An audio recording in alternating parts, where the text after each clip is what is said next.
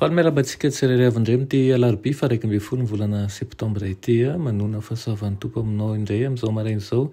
ary irinona tokoa ny azahoantsika hery ary hanao atsika loha alaran'Andriamanitra alohan'ny deratsika mofinainana io dia hivavaka isika anay tsara indrezan-danitra atolotrahanao ny dera ny laza ny asa sy ny voninahitra misaotra anao izay fa mbola tombontsoa lehibe indray no nomenao anay katratra izao maraina izao izay ary ahafahanay misitraka ny fitiavanao sy ny famindrambonao atompo mamelany fa tsoina sy ny elokay rehetra fa izay tiany ka tsy tomombana tokoa ary be fahotany aoka tompo ianao tsy ala aminay fa anory lalanay mandrakariva ary anitsy ny dianay tompo mitenena amin'izao maraina izao ary aka ho tany lonaka ny fonay aminaran'i Jesosy amen. Loha teny mofinainantsika androany dia manao hoe velona ho an'Andriamanitra. Alaina Matio 7:2-7 sy ny 7:3 manao hoe ary amin'izany nazovy no anaika eo anatrehan'ny olona dia eke kosa izy eo anatrehan'ny raiko izay any an-danitra fa nazovy no andahay eo anatrehan'ny olona dia ho lavo kosa izy eo anatrehan'ny raiko izay any an-danitra. Amen. Raha mamaky an'izany teny izany sika dia ahoana ary moa ve izany isika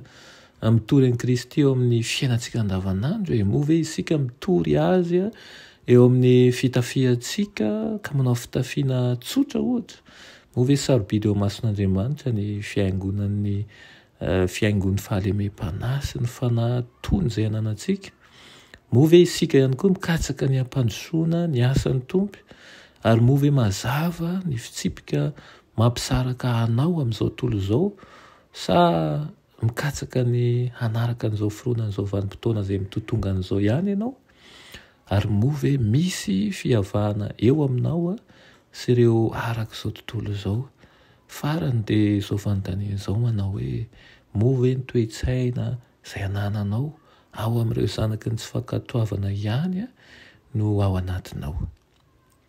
Raha tsaroantsika manko fa tonga nahandro Kristy mba hampanankarena antsika ny fanotrany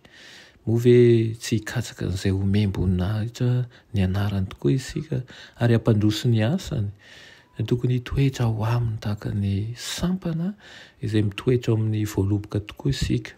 hoy Jesosy malaza azy manao hoe izao ny voaloboka ianareo ny sampana izay miray amiko ary izao ao aminy dia mamo be izy fa raha misaraka amiko kosa ianareo dia tsy mahay manao na inona izany no ankalazana ny raiko izy mba hamoaza anareo be ka ho tonga mpianatro ianareo. Raha tanterahantsika manko izany baikon'ny tompo izany dia ho samy hafa ny endriky ny raharaha ao amin'ny fiangonantsika ary tokony ho tsapantsika ny fanetsehana lalan'ny fanan'Andriamanitra tokony ho an'i Kristy ny fiainantsika ka rehefa iseho Kristy dia iseho hiaraka amin'ny amboninahitra tokoa isika. Tokony hanaiky an'i Kristy isika mba halalan'ny olona fa miaraka amin'ny isika ary eo amin'ny isanandro ary nianatra taminy ihany koa.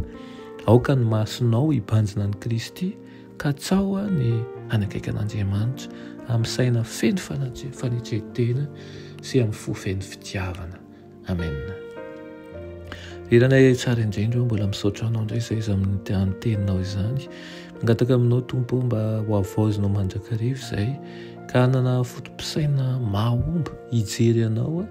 ary ihany koa tsy hanaraka ny fanaon'izao tontolo izao anefa handroso mandrakariva ho amin'ny fanavaozana ny saina sy ny fanahy ary koa hikatsahana ny fahamarinana aminaran'i Jesosy. Amen.